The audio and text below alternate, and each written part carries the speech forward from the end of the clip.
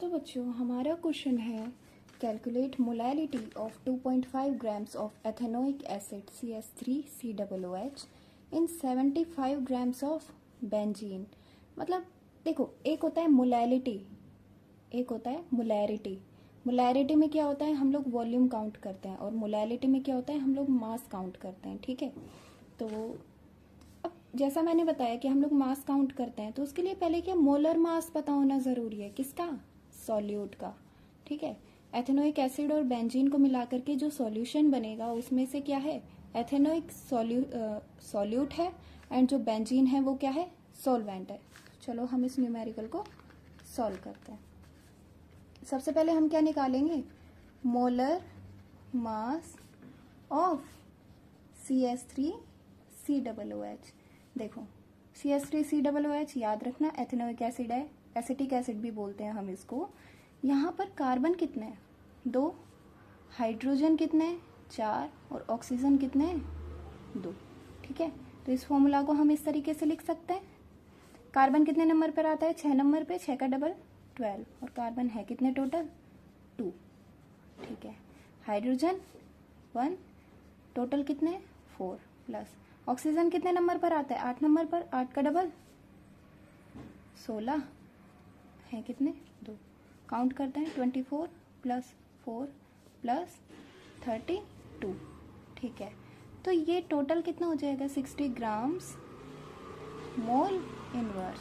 ठीक है, molar mass की यूनिट क्या होती है, ग्राम्स मोल इनवर्स। ओके, तो मोलैलिटी का जो फॉर्मूला होता है उसमें क्या लेते हैं, मोल्स ऑफ सॉल्यूट। तो पहले सॉल्यूट हमें पता है CH3COOH है, तो अब हम इसके क्या काउंट करेंगे, मोल्स।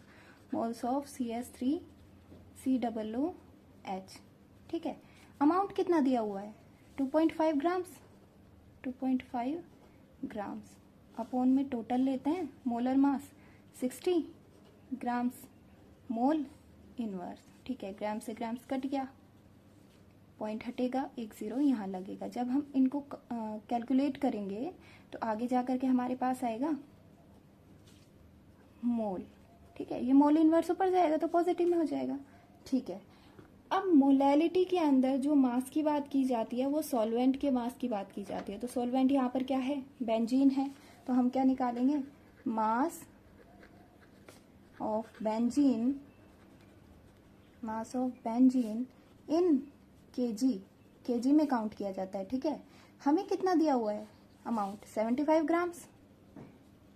अब ये देखो, ये ग्राम्स में दिया हुआ है, हमें तो केजी में काउंट करना है, तो 1000 से भाग देंगे, ग्राम्स केजी इनवर्स। ठीक है, ग्राम से ग्राम्स कट गया, काउंट करेंगे तो क्या आएगा, 75 इंटू 10 की पावर -3 केजी। इतना समझ में आए, इससे हम 10 क्यूब लिख सकते हैं, ऊपर लेकर के जाएंगे 10 की पावर -3।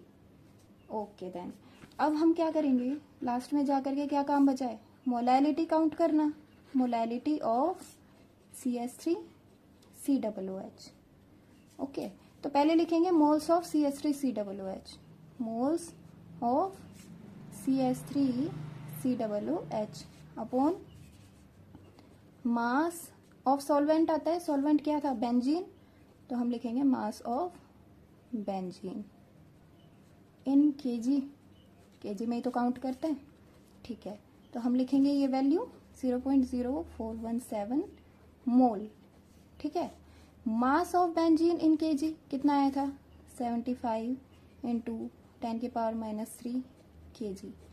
यहाँ पर देखो यूनिट्स को, मोल और केजी में से तो कुछ भी नहीं कटेगा, तो पहले इन्हीं को साइड कर देते हैं। कैसे, मोल केजी इनवर्स, ऊपर जाएगा इनवर्स हो जाएगा, 75 इंटू 10 की पावर -3। इस -3 को ऊपर भेज देती हूँ, 10 क्यूब। ठीक है, 75। हमारे पास लास्ट में सॉल्यूशन आएगा 0.552 मोल केजी इनवर्स।